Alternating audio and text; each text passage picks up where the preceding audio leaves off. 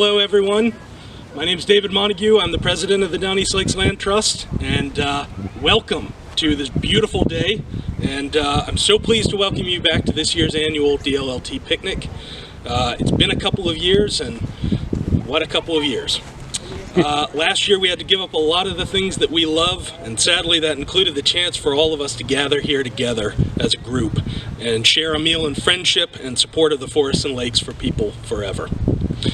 Here in Grand Lake Stream, we were fortunate to have this fabulous outdoor playground that we could turn to for enjoyment and enrichment throughout the pandemic, but for many that was unfeasible, and many of our friends were not able to join us last year.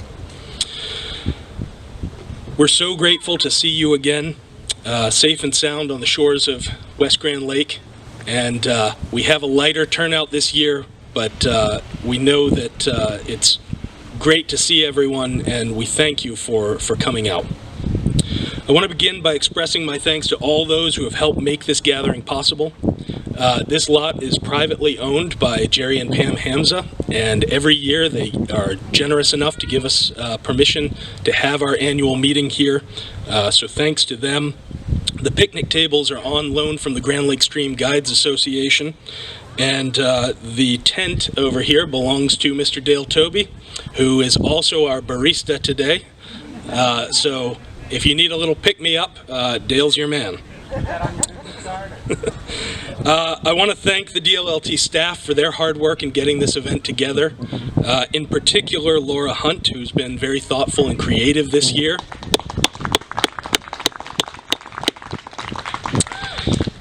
In getting an event planned that we can all gather and be comfortable at a time when that isn't always easy to do. Laura Schaefer and Sally Mayer donated the table linens, and we're very grateful for that. And thank you to all of the donors of the items for our live auction and our table auction. We have a great selection of things this year that really show off the talents of many of our supporters, and hopefully everyone has a chance to take home something memorable.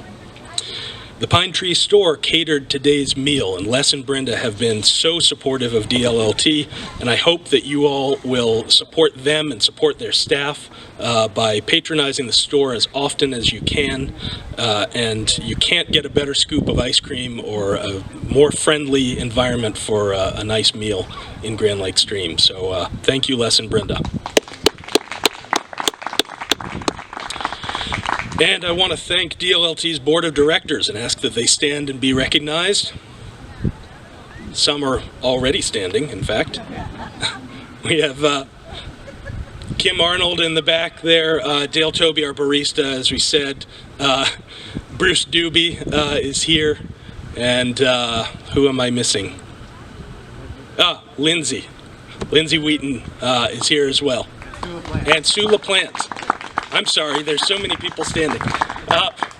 We have a number of board members who couldn't be here today through a number of different circumstances, including Ed McGrath, Hans Peterson, Sid Lee, Jeff Pierce, and Steve Schaefer.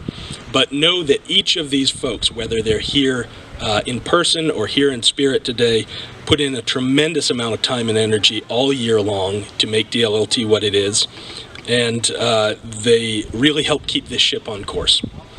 They're helped by dozens of volunteers from our committees, and together with the board, they truly embody DLLT's mission and values. Suffice it to say that we are so fortunate to have all of these talented folks supporting DLLT and helping to guide our mission, and we couldn't do it without them. And lastly, once again, I want to thank all of you for being here. Without you, DLLT would not exist, and the Downeast Lakes region would not be the vibrant, spectacular place that it is. Thank you for your support and for being here today.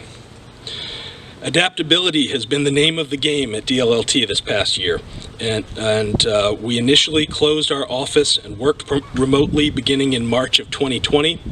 But when summer arrived and the caseload in Downeast, Maine continued to be fairly low, we were able to open our doors for a few months last summer and have a few scaled back events for some semblance of normality. But then as we entered fall, the number of cases in our area started to rise sharply. And so we once again shut down our offices last October, and we remained closed for the next 7 months working remotely. Like many businesses and individuals in Maine, we were relieved to once again open our doors to the public after Memorial Day this year, following recommendations from the governor's office and the Maine CDC. And throughout that stressful and uncertain time, we were overwhelmed by the outpouring of support from all of you. As the pandemic led to widespread shutdowns and layoffs, those of us in the nonprofit sector really expected that charitable giving to conservation was going to be in decline and that this was going to be a very lean time for us. But we were wrong. Instead, we underestimated our donors, and we underestimated your desire to see DLLT succeed as an organization. We were stunned to find that many of you not only maintained your annual giving, you actually went out of your way to make additional gifts that helped us to continue to thrive and to push our mission forward during this unusual time. Although we had to remain flexible and be creative about how, when, and where we work, all of us at DLLT have been far from idle over the past year. We continue to work toward 2 capital campaigns. The first is the ongoing DLLT Community Headquarters campaign to construct a new home for the Trust here in Grand Lake Stream. This facility will be built entirely using Maine forest products and with local labor and local talent. It'll feature interpretive materials and educate visitors about the natural and cultural heritage of the Downeast Lakes region, with space for public events and programs and resources to benefit local residents. To date, we've raised more than $500,000 toward our $1.2 million goal, and we look forward to beginning construction of the facility next spring. Meanwhile, we have our $2.7 million campaign to protect 2,000 acres of working forest and lakeshore and wildlife habitat in Lakeville, Maine.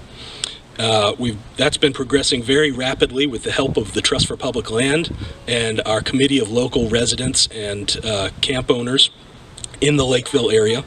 And to date, we've raised more than $2.6 million toward that goal. We're nearing our finished goal for that campaign, and on Friday we'll be gathering with supporters of the project in Lakeville to celebrate the progress to date and the final stretch toward the finish line. We look forward to closing on the purchase in September, and we have a series of events in the coming year and beyond that we hope will entice you out to the Lakeville Forest Tract of the Downeast Lakes Community Forest. We continue to strive to exemplify the highest standards of forest management, and those efforts are spearheaded by our forester, Ernest Carl, over here, orange hat, with the help of volunteer members of the Forest Resources and Wildlife Habitat Committees. Throughout the past year, we struggled with low demand and low prices in forest markets amid supply line disruptions caused by the pandemic and other factors. Eager to support our local economy and the Maine forest products industry, we proceeded with harvest activities that enhance forest health and biodiversity, even when those activities conferred very little financial benefit to DLLT. As a result, the loggers, truck drivers, mill workers, and other contractors who make their livings in whole or in part on the community forest continued to work in the community forest and were able to employ others in their communities. To further these economic impacts, we launched a multi-year $500,000 initiative to improve DLLT's road network, strengthening public access while supporting more jobs in the community forest. Last year, we were saddened to announce that a highly damaging invasive plant known as variable leaf water milfoil had been discovered in Big Lake. This infestation threatens the health of Big Lake at every level, from water quality and fishery to scenic appeal and its value to the community as a resource for recreation and the economy. Over the past year, DLLT has worked closely with personnel from the Maine Department of Environmental Protection and the Department of Inland Fisheries and Wildlife to respond to this catastrophe. And out of this terrible development, a new alliance is formed.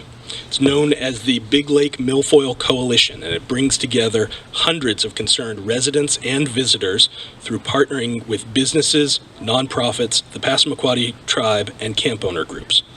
The result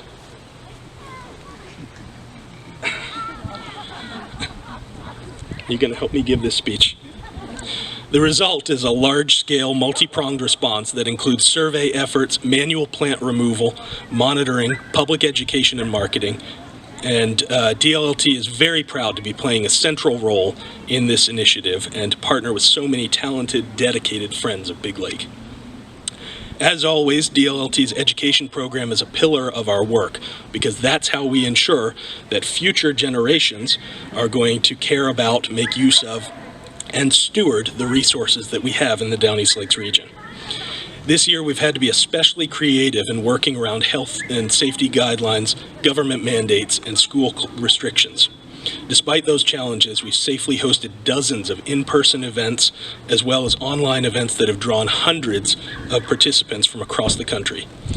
This has been a mixed blessing that's taught us new ways to engage with our audience and stay connected to our supporters even when they aren't here in the Downeast Lakes region.